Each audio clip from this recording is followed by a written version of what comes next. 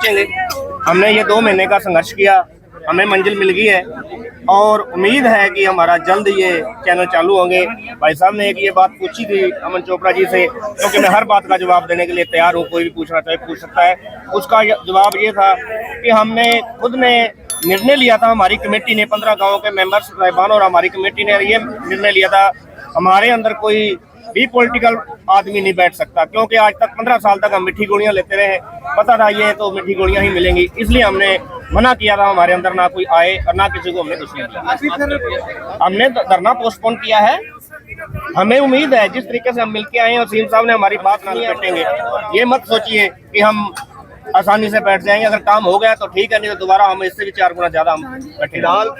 ये किसी व्यक्ति विशेष की गारंटी नहीं है, ये भारतीय जनता पार्टी की गारंटी है और भारतीय जनता की पार्टी की जो गारंटी होती है वो पूरी होती है। हाँ, मैं हमेशा एक बात कहती हूँ कि कुछ समय लगा है, उसके लिए क्षमा याचना भी की है कि समय लगा है, देरी से थोड़ा काम हुआ है, लेकिन हाँ जो हुआ है वो बहुत अच्छा कार्य हुआ है और बहुत अच्छा हुआ। पहले दिन से ही भारतीय जनता पार्टी की सरकार जब बनी तो हमारे माननीय पूर्व में सीएम श्री मनोहर लाल जी ने एक बात कही थी, सबका साथ सबका विकास, हरियाणा एक हरियाणवी एक। तो ये जो उनका एक नारा था वो नारे के लिए नहीं था, वो वाकई उनको इन्होंने सिद्ध करके दिखाया कि उनके लिए हरियाणा जो है वो एक परिवार है और परिवार के नाते और किसान के नाते किसान की जो जरूरत है उसको पूरा करना ये उनका मेन उद्देश्य है। और निरंतरता से जो कार्य भारतीय जनता पार्टी की सरकार में हुए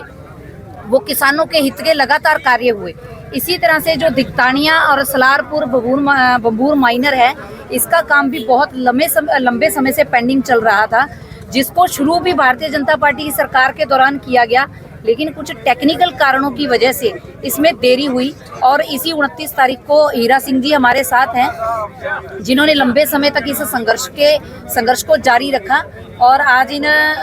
जब हमारे साथ 29 तारीख को माननीय सीएम साहब जी के साथ इनकी बैठक करवाई गई, तो बैठक में खुद सीएम साहब नायब सिंह जी सैनी मौजूद रहे और उन्होंने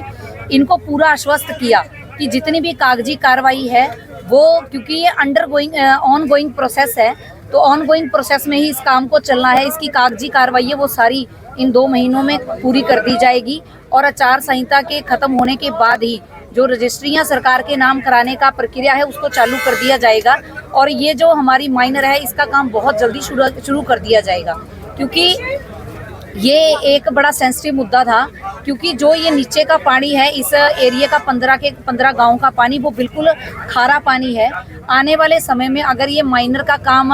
हम लोग नहीं कर पाते तो जो आने वाली पीढ़ियां हैं उनके लिए ज़मीन नहीं बचती, बंजर हो जाती और ये 15 गांव के लोग इन गांव को छोड़ने के लिए मजबूर हो जाते। लेकिन माननीय सीएम साहब इस सेंसिटिव मुद्दे को समझते हैं और उनको पता है कि ऐसे हरियाणा के एक एक भाई, एक एक व्यक्ति उनका परिवार है, तो वो परिवार का साथ देते हैं। इसी नाते से उन्होंने इस तीनों माइनरों के काम को बहुत जल्दी प्रक्रिया को पूरा कर दिया जाएगा। तो मैडम अब आगे आने वाले समय में ये लोग